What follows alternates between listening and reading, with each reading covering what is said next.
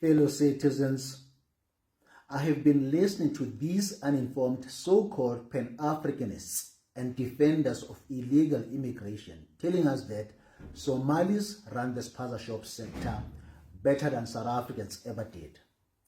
They say we lack ambition. They tell us we are fighting for breadcrumbs instead of confronting white monopoly capital, the Ruperts, the Oppenheimers, or the so-called Stellenbosch mafia.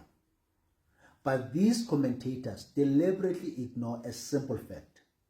Those businesses are owned by South Africans. They operate legally. They are run ethically. They pay massive taxes. They are compliant.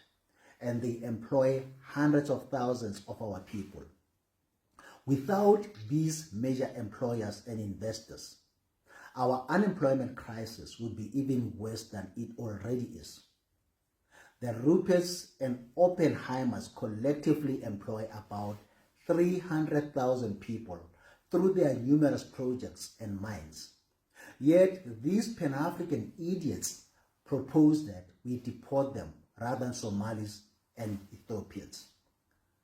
It's actually blasphemous to just compare them to Somalis. There is nothing to admire about Somali business model that is built on illegality, intimidation, crime, and non-compliance. We are told that the spaza shop sector is insignificant.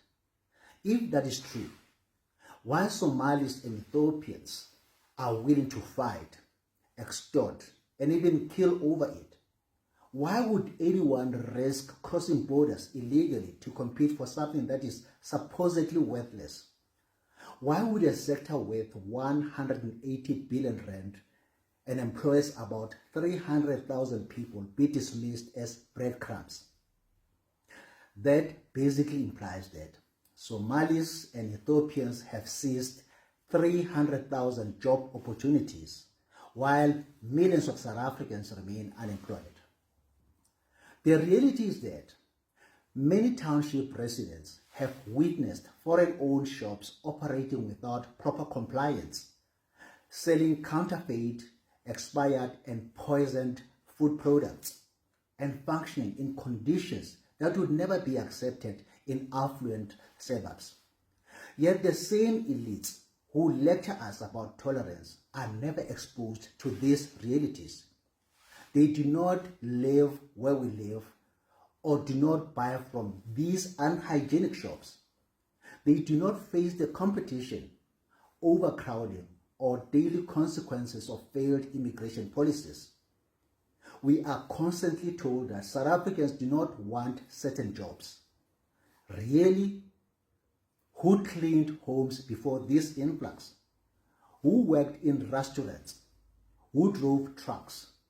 Who laid bricks? Who painted houses? Who dug trenches? South Africans did those jobs. We survived before this unprecedented influx, and we will survive after these people have left. And let's be clear, being in a country illegally is a crime. That's not xenophobia. That's not Afrophobia. That's a statement of law. Demanding that immigration laws be enforced is not hatred, it's accountability.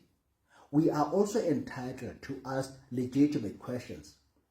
Why do we still have people classified as refugees from countries that are no longer experiencing war, famine, or displacement?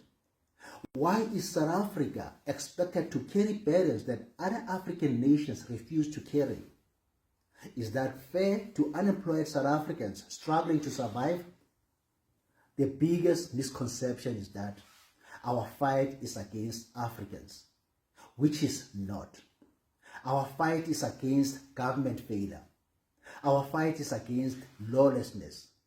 Our fight is against leaders who ignore the cries of township and rural communities while lecturing us from positions of privilege. We are not xenophobic. We are not anti-African. We are demanding accountability, sovereignty, and equal protection under the law. And we will not be silenced for demanding that our government finally put South Africans first. If you want to target white illegal foreigners or conglomerates, create your own structures of movements and conduct your own marches. Don't ask us to do it for you. You obviously stay in the suburbs, and these white people are probably your next door neighbors. They are neither bothering nor competing with us for jobs and business opportunities